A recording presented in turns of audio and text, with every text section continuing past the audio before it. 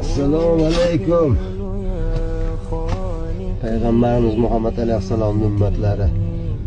Ummatiman, payg'ambar Muhammad alayhissalomning ummatiman degan bandalar eshitdinglar. Ana shu oxirgi uyimiz bo'ladi.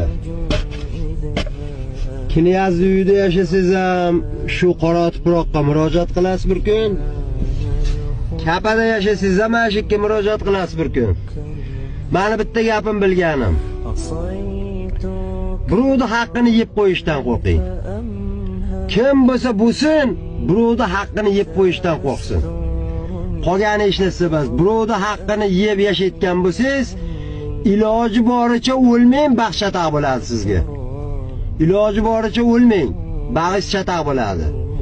Birovlarga berib, birovlarga yaxshilik qilib yurgan bo'lsangiz, hozir o'lsangiz ham alam qilmaydi. Nimaga? Bag'i zo'r bo'ladi, qo'rqmang. Birovning haqqini yeyishdan qo'rqing.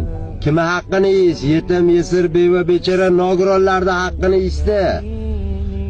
Oxiratingizni o'ylasangiz, Allohdan qo'rqsangiz, birovning haqqidan ham qo'rqasiz. Allohdan qo'rqmagan odam birovning haqqidan qo'rqmaydi. Bir kun kelib qolganini bilmay qoladi. Umr juda tez o'tyapti.